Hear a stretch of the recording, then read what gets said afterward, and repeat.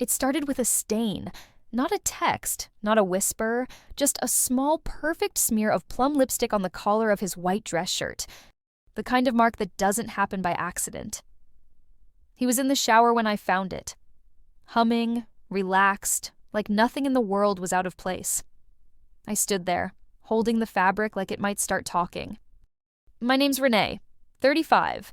I manage luxury event venues, which means I know the difference between a smudge and a statement. My husband, Marcus, 38, owns a construction firm. Charismatic, loud. The kind of man people call solid because they mistake confidence for character. When I showed him the shirt, he didn't even blink. "Client dinner," he said, buttoning his cuff. She hugged me goodbye. "Don't spiral." But it wasn't red. It wasn't pink. It was plum. And Marcus hates wine stains. So I folded the shirt, pressed the collar flat, and said nothing. Because some lies reveal themselves too easily. And I wanted to know what kind hides behind them. When you've been lied to long enough, you start speaking in silence. I stopped trusting and started digging. Turns out peace of mind doesn't come from letting go. It comes from war. Marcus and I weren't unhappy.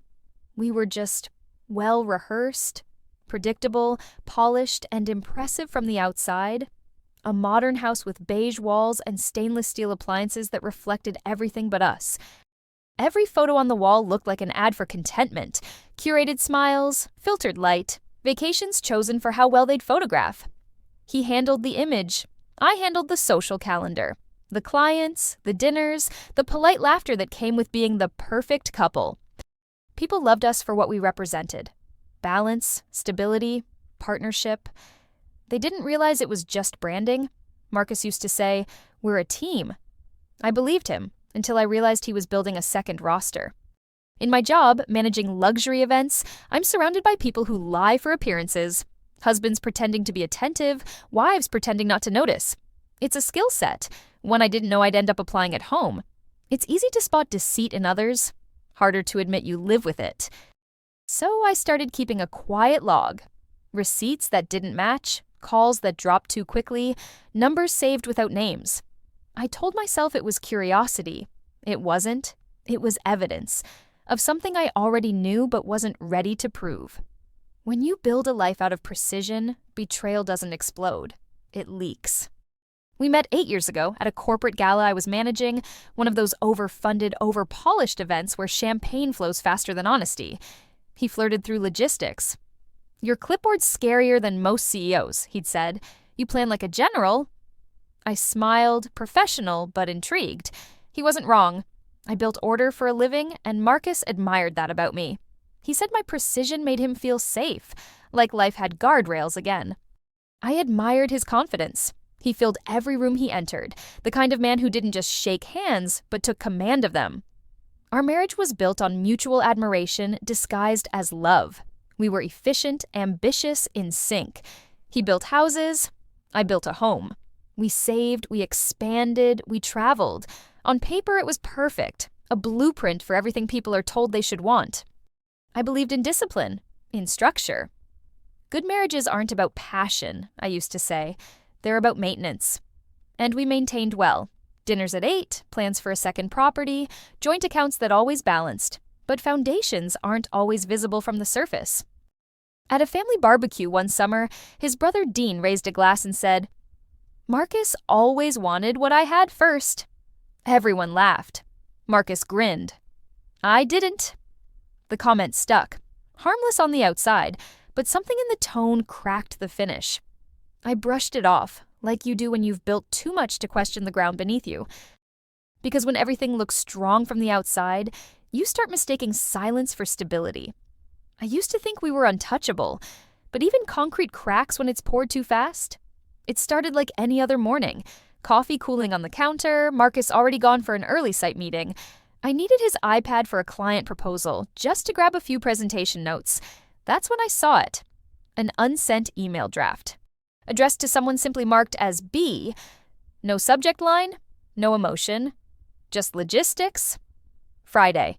Same hotel, same time, no punctuation, no explanation. He never sent it.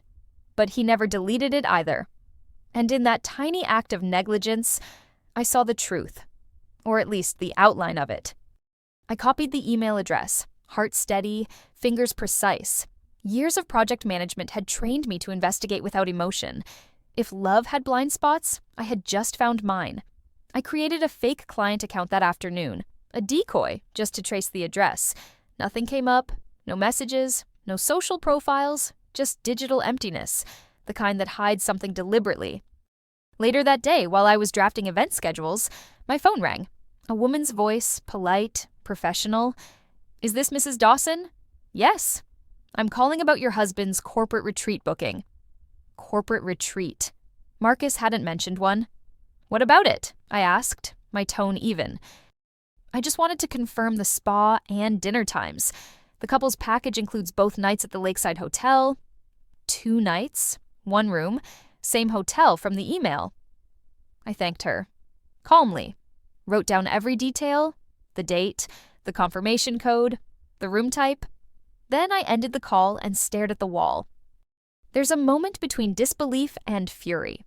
A hollow, controlled space where everything inside you goes quiet so you can process the wreckage. It's strange how calm you get once you have proof. Rage is just certainty with good posture. That night, Marcus came home late, tie loosened, voice cheerful. "Sorry, babe. Overtime. Big project deadline." I smiled, set his dinner on the table, and said nothing. He said he was working overtime. I didn't tell him I was too. A week before the supposed corporate retreat, a letter arrived. Cream envelope, handwritten, marked private and confidential. Addressed to Marcus Dawson. The handwriting was soft, looping, definitely feminine. I shouldn't have opened it, but curiosity feels a lot like survival when you're living beside a liar. Inside, on expensive stationery, just a few lines. "Thank you for helping with my mother's estate. I'll never forget what you did that weekend. B." It wasn't the words that gutted me. It was the date at the top. The same weekend, Marcus told me he was stuck in a board meeting. I stared at it until the ink blurred. Then I flipped the envelope over. There, printed beneath the sender's return address, was a hotel name. The same hotel from the email. That was the moment I stopped feeling angry and started feeling strategic. I typed the surname into my contacts. Barlow. Recognition hit like vertigo. His uncle's wife. B wasn't some mystery woman. She was family. The air around me felt thinner, tighter. The kind of silence that exists before something breaks. No tears. Just clarity. Cold. Clean. Surgical. I called Dean, Marcus's brother, pretending I needed a quote for a venue renovation. He answered fast, too fast. "Renee, hey, yeah, I can, help with that." His voice was lower than usual, nervous, hesitant. In that split second, I knew. He wasn't surprised to hear from me. He was preparing for it. Dean sounded like a man who'd rehearsed excuses in advance. Maybe betrayal didn't skip generations after all. I used to think it had a type. Turns out, it just runs in families. I didn't confront Marcus. Not yet. Confrontation gives the liar control. They get to perform denial, twist timelines, weaponize calm. I'd seen it too many times. In business, in marriage, in every man who thought confidence could outtalk guilt. So I waited. That Friday, he packed his overnight bag. Neat, methodical, humming under his breath. "Corporate retreat," he said. "Don't wait up." I smiled, kissed his cheek, and told him to have a great weekend. When the front door shut, I didn't cry. I didn't scream. I made tea. Then I called Dean. "Hey," I said, keeping my voice light. "There's a leak in the kitchen. Any chance you could stop by?" He came an hour later, toolbox in hand, same uneasy warmth he'd had on the phone. He looked around like the house was a museum of things he shouldn't touch. He came under the pretense of fixing a leak. I was the one who broke something. It didn't start with passion. It started with silence. A shared wound disguised as understanding. He said he always envied Marcus. His success, his marriage, his certainty. I said I just wanted to know what envy felt like. What happened next wasn't loud. It wasn't cinematic. It was quiet, deliberate, inevitable. Two people trying to rewrite humiliation into control. When he left, he didn't look back. Neither did I. The next week, Marcus's uncle stopped by. Said he was returning a drill Marcus had loaned him.